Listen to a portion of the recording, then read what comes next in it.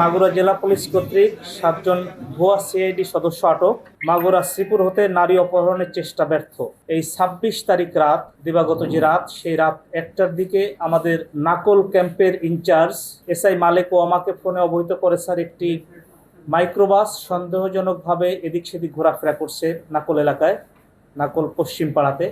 শ্রীপুরের officer in charge এবং নাকল ফাঁড়ির in charge, Nakol ক্যাম্পের ইনচার্জ মালেক, তাদের এই 3 জনের নেতৃত্বে, আমাদের খায়রুলের নেতৃত্বে একটি সফল অভিযান পরিচালনা করা হয় এবং সেই মাইক্রোবাস হতে 7 জন ব্যক্তিকে, যার মধ্যে একজন নারী ছিল, আমরা সিআইডির পোশাক, অর্থাৎ যে কোটি থাকে সেই কোটি পরিহিত অবস্থায় গ্রেপ্তার করা হয়, যাদের কাছে আমরা একটি খেলনা পিস্তল পাই।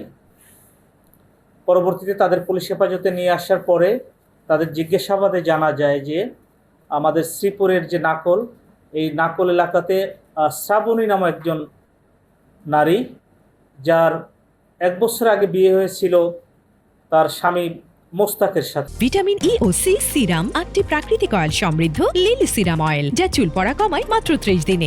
তো সেই মোস্তাকের সাথে বিয়ে হওয়ার পর আবার পরবর্তীতে তার সেখানে ডিভোর্স হয়ে যায় এবং পরবর্তীতে বিয়ে হয় তার ঝিনাইদহ সদরের শিমুল নামে এক ব্যক্তির সাথে। তো সেই ব্যক্তির বিয়ে হওয়ার পরে আবার তার প্রথম যে স্বামী, সেই স্বামী তাকে আবার নিয়ে চলে আসে। সেটা ঘটনা হলো 7 থেকে 10 দিনের মধ্যে তাকে আবার তার প্রথম স্বামী তাকে উদ্ধার করে নিয়ে চলে আসে। তো চলে আসার পরে এই সংক্ষুব্ধ দ্বিতীয় স্বামী সে একটি পরিকল্পনা করে যে কি করে তার এই স্ত্রীকে আবার সে ফিরে পেতে পারে।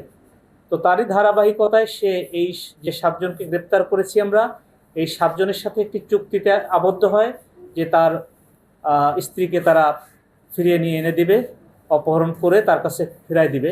তো তারই অংশ হিসেবে গতকাল রাত 1টার দিকে এই ঝিনাইদহ থেকে এই সংঘবদ্ধ চক্রটি সিআইডির পোশাক পরিহিত অবস্থায় এবং একটি খেলনা পিস্তল সহ এই শ্রীপুরের নাকুল এলাকাতে আসে এবং তারা সেই বাড়িটি মূলত খুঁজতে থাকে।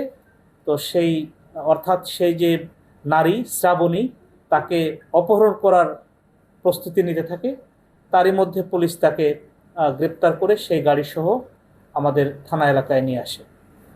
তো এটি আমাদের জন্য একটি বড় সফলতা বলবো, মাগুরা জেলা পুলিশের জন্য। আমাদের অতিরিক্ত পুলিশ সুপার থানার খায়রুল হাসান ওর নেতৃত্বে যে সফল অভিযানটা হয়েছে, এবং আমরা আশা করছি যে এদেরকে আইনের আওতায় নিয়ে আসবো আমরা যথাযথ প্রয়োগের মাধ্যমে।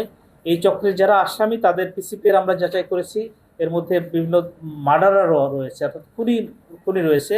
এদের বাড়ি কিন্তু বিভিন্ন জায়গায়, আপনার ঝিনাইদহে আছেন, তারপরে ভুরুঙ্গামারি কুড়িগ্রামে আছেন, এরকম করে বিভিন্ন জায়গা থেকে এরা যারা এই জাতীয় অপহরণ চক্রের সাথে জড়িত, তারা কিন্তু এই চক্রের সদস্য। তো এরা এরকম মিসগাইড করে, অর্থাৎ আমাদের অনেক সময় আমাদের সিআইডি, তারপরে আমাদের ডিবি বা র্যাবের পোশাক পরিধান করে নিজেদেরকে আড়াল করে এরা কিন্তু এই জাতীয় অপহরণের মতো ঘটনা ঘটিয়ে থাকে।